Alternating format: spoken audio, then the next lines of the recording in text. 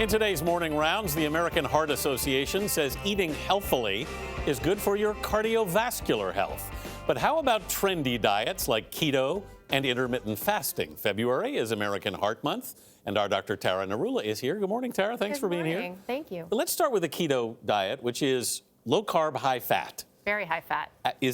What does that affect potentially? How does that affect your heart potentially? So a lot of patients of mine ask about the keto diet, and it's very popular. It's popular primarily for weight loss, and it can induce a pretty rapid weight loss over 2 to 6 months.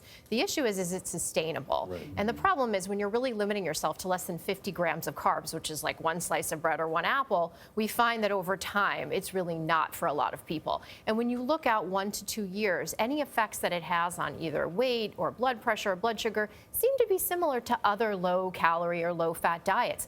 And the other issue is we really don't have a lot of long-term research to prove either the safety of the keto diet or any sort of heart benefits. We were just looking at the graphic, seems to have some downside. Right. So higher cholesterol. Exactly. So because you're eating 90% fat, a lot of people choose saturated fat. So things like coconut oil, butter, bacon, red meat, and that can drive up your LDL, which is your bad cholesterol. Yeah. In addition, you may be depleted of things like magnesium or selenium, which is a mineral, and that can be pro-arrhythmic. In fact, there was a study this past fall that showed that individuals who ate the keto diet, it was associated with increased risk of atrial fibrillation, which is an irregular heart rhythm. Right. And then because you're not eating a lot of vegetables, fruits, and legumes, you're really not getting those antioxidants and the fiber that we know is So what do you healthy. advise patients then? So I do have that sort of risk-benefit discussion with them and try to tease out, well, why are you doing this? If it's really just for a short-term kickstart weight loss, that might be okay. But then at that 6-month mark, you probably want to transition to a more healthier pattern of eating. And something that's sustainable. That's always a key. Yes. Yeah. The intermittent fasting diet. I know a lot of people are on it who swear by it, really like it. Vladimir Duthier. Yeah. Yes, that's right. Vladimir. My Duthier is father, one. yes. Your dad. Yes. Who's also a He's cardiologist. a cardiologist. A lot of people do it. And How does that affect your heart? so again, the science isn't there. A lot of the studies have been in animals, and there really haven't been long-term studies. But what we know is that it does seem to kind of reset the body a little bit when you have that time where you're not eating, that fasting period. And that can allow the body to kind of clear out toxins. It can regulate blood pressure and heart rate and blood sugar and cholesterol and be anti-inflammatory. So there do seem to be the potential for benefits with intermittent fasting. Are there known heart risks?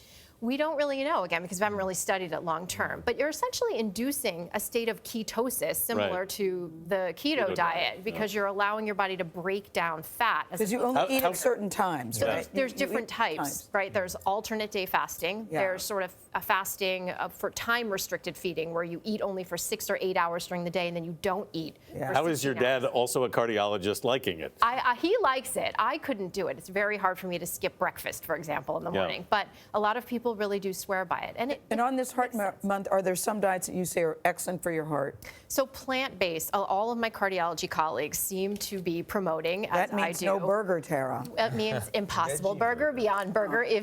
There are options. No, Alternate burgers. Yeah. So plant-based, we've learned that it's not just the vegetables and fruits that may be healthier, but when you eat animal products, your gut bacteria actually create a byproduct called TMAO, and that byproduct can be pro-atherosclerotic or formation of plaque, leading to heart disease.